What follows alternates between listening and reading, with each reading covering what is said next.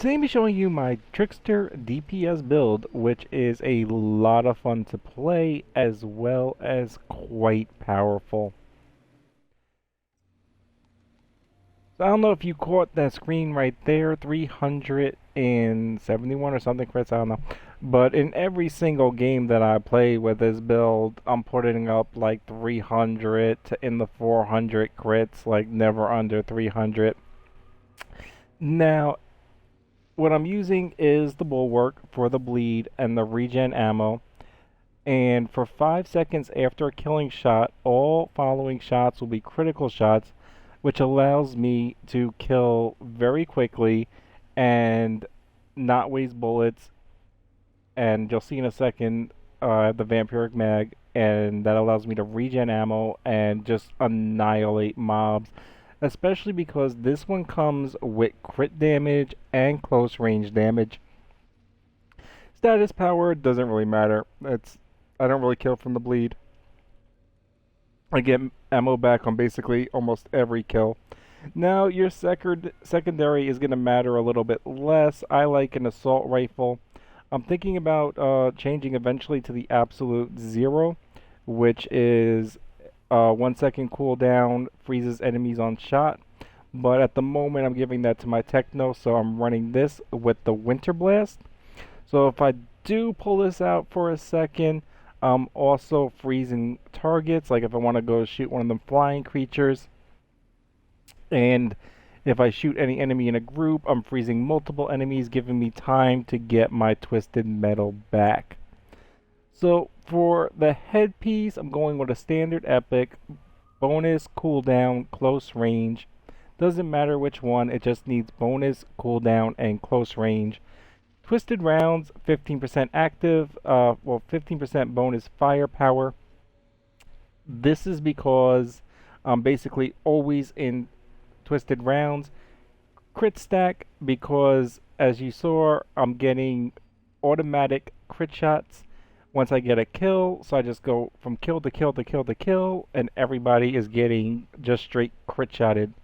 And it stacks very nicely at roughly 38, 39,000 after I get up to the 5th shot, which is very quickly. As I said, it just allows me to annihilate mobs and take out captains and elites very quickly. For the upper armor, going to be running the Trespasser's armor.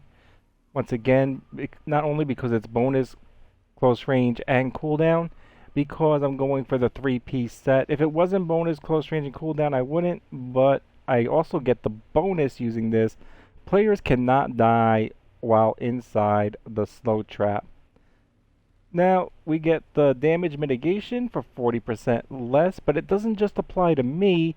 If I want to use it for allies, I could just run past an ally, drop it on them, and then just go run past and kill some other enemies. And I do this occasionally. It's highly effective. I'm going to run the one defensive perk, and that's Emergency Stance. Attain Golem for 4 seconds when the health drops below 30%. With this build, your health is constantly going to drop below 30%. But if you're good, you can just go get a kill. You have 4 seconds. And then you can go kill a bunch of enemies, get your stim back up, and it'll be 10 seconds before it activates again. I mean, you can go down, obviously, if you take damage before that, but it's highly effective to go from one target to the next. It's just that oh shit backup perk that really saves you and lets you be highly aggressive. So once again, there's a trend. Yes, it's bonus cooldown and close range. So this one gives us shots on enemies afflicted by the skill do not consume ammo. What I like to do is I like to use this as the opening on elites. Sometimes I'll even stack more bonus damage, and I'll get into the skill tree. So I'll stack more bonus damage with the slow trap. And almost 10 out of 10 times, pretty much, I can annihilate the elite on an opening, because they won't block your time rift when they have full health. So if you can time rift them do enough damage while they're in the air, which doesn't even consume ammo. By the time they hit the ground, if they hit the ground and haven't died already, you can just finish them off before your mag ends, regen ammo, and on to the next.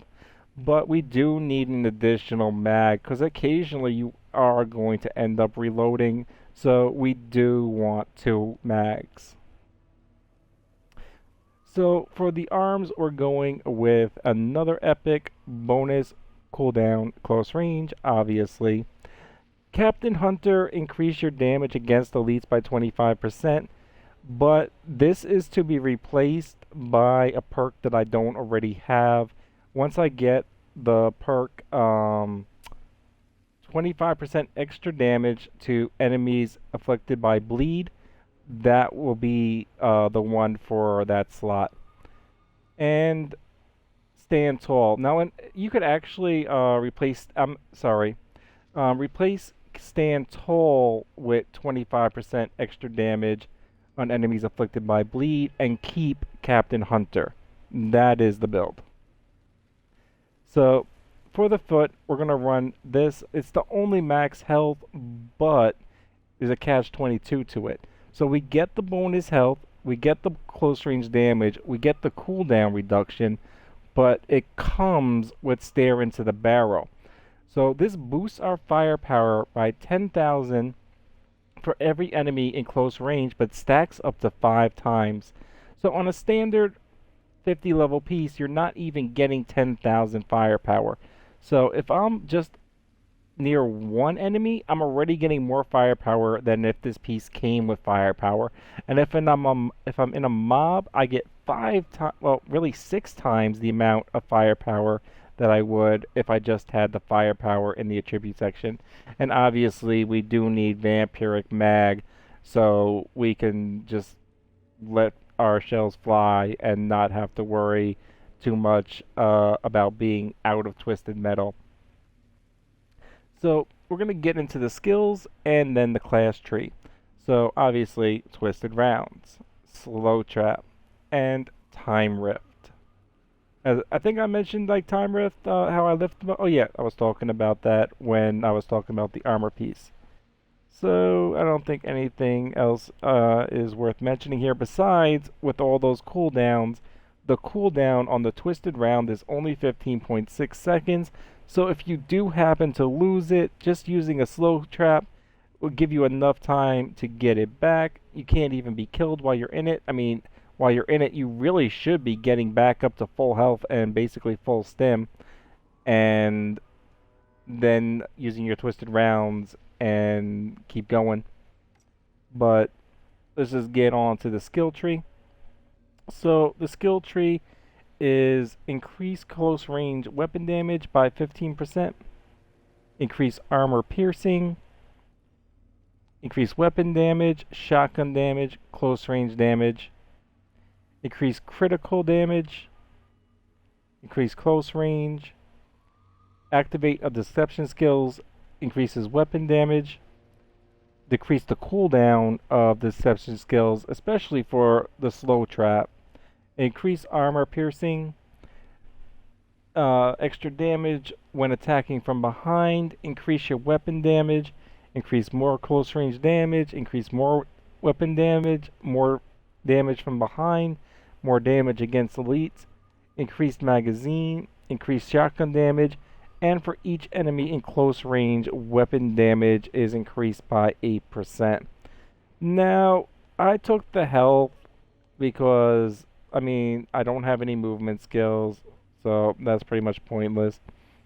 Don't need that. There's nothing really else I can use.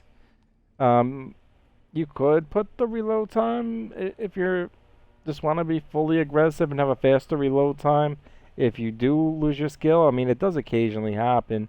In most maps, I do lose Twisted Metal a couple of times, but, you know, it's not a big deal. So I just went with the 10% extra health.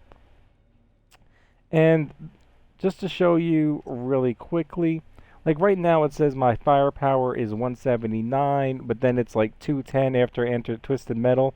The actual math of the firepower is putting out 400k when near an enemy and activating the buffs will put you at near 500k with a 25% extra bleed in place of standing tall. You will be putting out, while near enemies, at least one near one enemy with both buffs on and the crit stack going, you will be putting out 500k plus firepower, which is really beast. So I just wanted to share my build with you, and I hope this helps.